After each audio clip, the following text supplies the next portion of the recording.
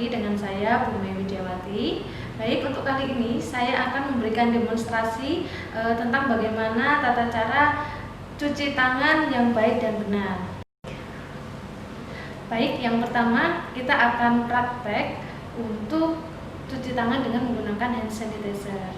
Ya, berapa sih waktu yang kita gunakan untuk melakukan cuci tangan dengan hand sanitizer, yaitu 20 sampai 30 detik. Nah, kemudian yang harus kita pastikan adalah kita terbebas dari aksesoris apapun yang ada di tangan kita, termasuk juga jam tangan ya. Jadi kita harus melepaskan semua aksesoris yang melekat pada tangan kita. Kemudian kita bebaskan dari lengan baju ya, kita sing-singkan. Selanjutnya kita ambil cairan hand sanitizer secukupnya. Nah, selanjutnya kita gerakan memutar ke telapak tangan 4 kali 1, 2, 3. Untuk selanjutnya punggung tangan. Selanjutnya sela-sela jari tangan. Kemudian yang keempat mengunci. Kemudian kita bersihkan ke ibu jari. Dan yang terakhir kuku-kuku atau ujung-ujung jari. Saya akan memperagakan bagaimana cuci tangan dengan air mengalir dan sabun. Baik, untuk tahap pertama kita gosok telapak tangan kita. Selanjutnya punggung tangan. Yang ketiga sela-sela jari. Keempat mengunci. Kelima ibu jari, kita putar-putar. Dan yang keenam ujung kuku secara bergantian ya. Selanjutnya kita bilas menggunakan air mengalir sampai tangan kita terbebas dari sabun. Selanjutnya kita matikan menggunakan siku. Pertahankan tangan kita tetap steril. Selanjutnya saya akan menjelaskan tata cara penggunaan alat pelindung diri atau yang kita sebut APD. Jadi untuk penggunaan APD ini bertujuan untuk melindungi kulit ataupun membran mukosa dari pajanan atau paparan darah, cairan tubuh, sekret dari pasien ke petugas ataupun sebaliknya. Dan perlu diperhatikan setelah melakukan tindakan ke pasien, APD ini harus segera dilepas dengan tata cara yang benar. Baik, untuk alat-alat yang kita gunakan untuk alat pelindung diri di sini terdiri dari yang pertama ada masker. Ini yang saya gunakan jenis masker surgical ya. Selanjutnya ada handscoon. Kemudian di sini ada kacamata. Di sini saya menggunakan face shield karena di sini selain dia bisa melindungi mata kita, di sini face shield juga akan melindungi wajah kita. Jadi di sini selain dia berfungsi sebagai kacamata, dia juga berfungsi sebagai perisai atau pelindung wajah. Kemudian di sini yang kita butuhkan adalah apron atau kita bisa menggunakan skort sehingga baju yang kita gunakan ini tidak akan terpapar oleh cairan pasien atau darah. Selanjutnya di sini kita membutuhkan penutup kepala. Dan jika dibutuhkan kita juga harus menggunakan sepatu boot.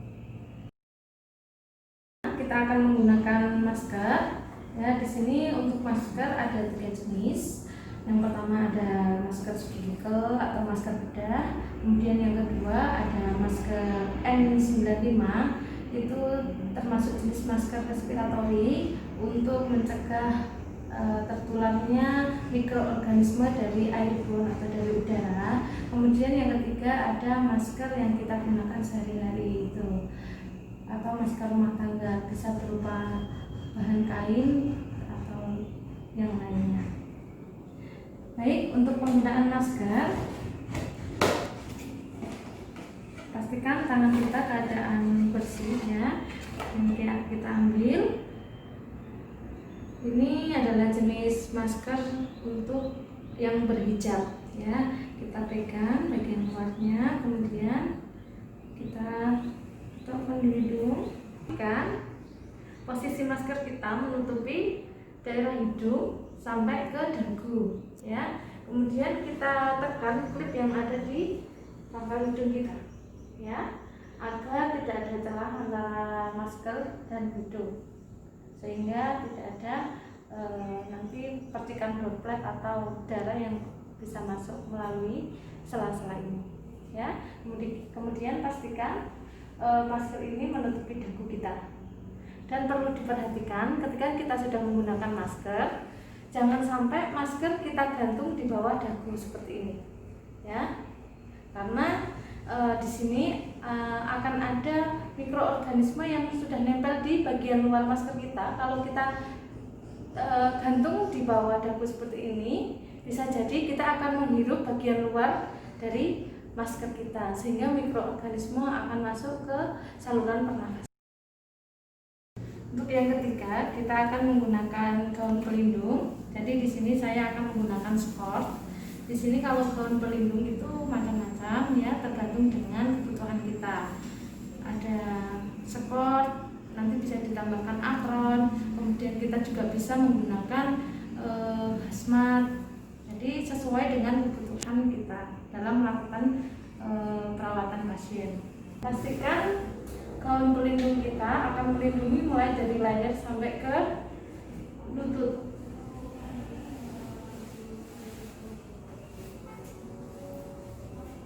Kalau kita menggunakan jilbab, kita masukkan di dalam gaun pelindung sehingga jilbab kita tidak keluar dan nantinya akan terkontaminasi dengan lingkungan pasien.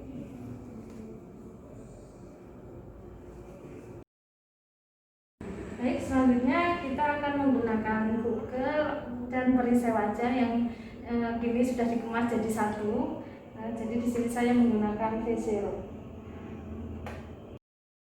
Baik, selanjutnya kita akan menggunakan pelindung kepala ya.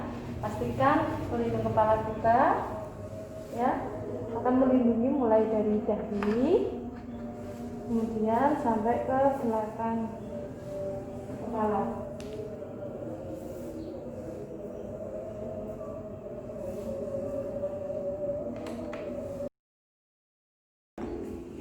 Baik, selanjutnya saya akan menggunakan sepatu boot ya.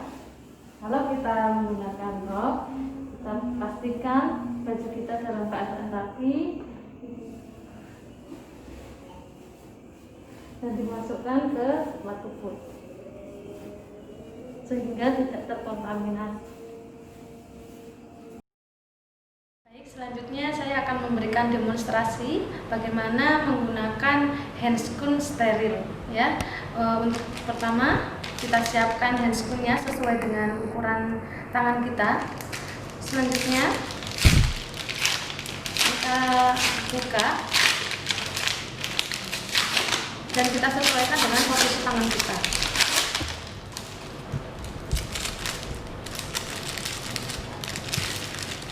Nah,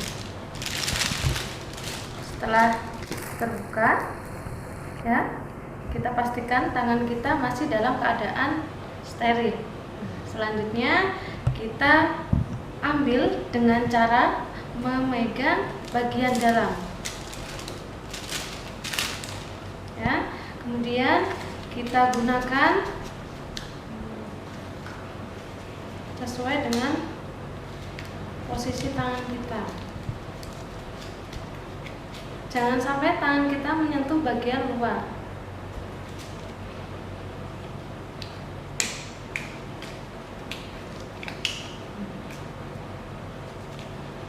Baik, selanjutnya kita akan memasang yang bagian kiri.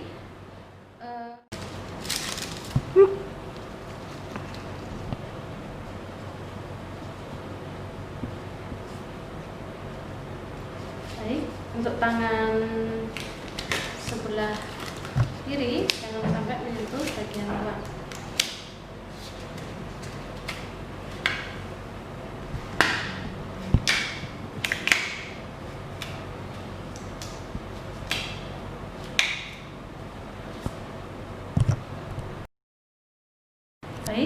selanjutnya adalah tata cara melepas sarung tangan yang sudah terkontaminasi. Jangan lupa kita siapkan bengkok ya untuk tempat sarung tangan yang akan kita buang nanti. Kemudian tangan kita yang dominan ya melepas dari ujung, kemudian kita balik ya, kita balik dari daerah yang terkontaminasi.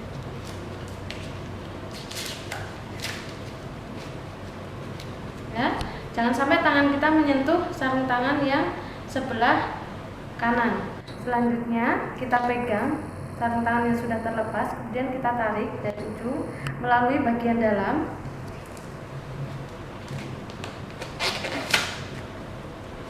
Seperti ini ya, kita tetap memegang bagian dalam, kemudian kita buang ke bengkok atau ke tempat sampah infeksi. Baik, setelah melepas handscoon atau sarung tangan, jangan lupa kita melakukan cuci tangan dulu. Kita pastikan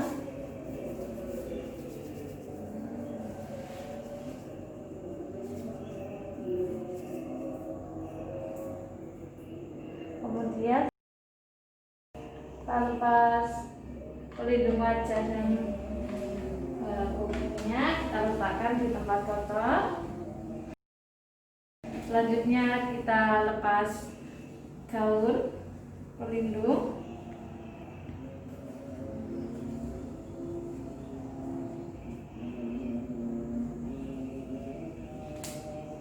Baik, kita pastikan bagian luar ini kita sentuh, kita gulung, kita letakkan ke tempat linen. Kemudian kita bersihkan tangan dengan cuci tangan lagi.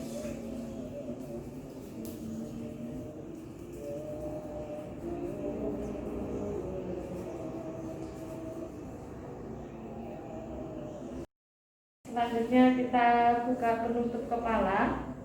Pastikan bagian luar kita tutup, jangan sampai kita terkontaminasi. Kita letakkan di tempat linen kotor. Selanjutnya kita buka masker. Pastikan jangan sampai kita menghirup bagian luar. Kalau bisa kita tahan nafas sebentar ketika kita melepas masker. Kita lipat, kita buang ke sampah medis yang berwarna kuning. Selanjutnya kita lakukan pembersihan tangan lagi. Kita cuci tangan.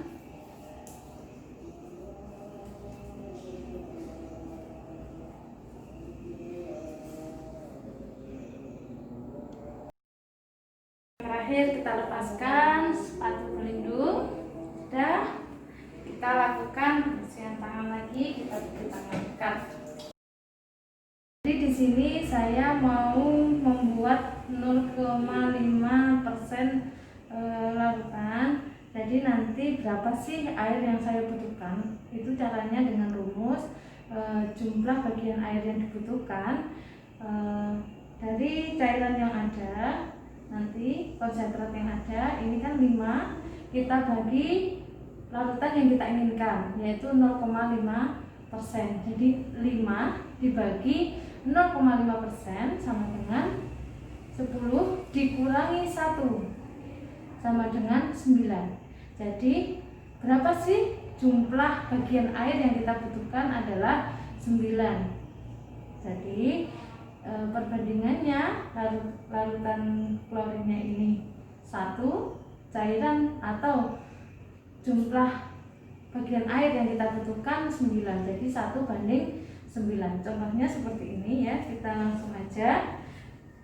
Di sini semisal kita mau menggunakan ya, di sini 50 cc cairan klorin ya, 50 cc sudah kita ini takar. Kemudian kita tambahkan 450 cc air bersih.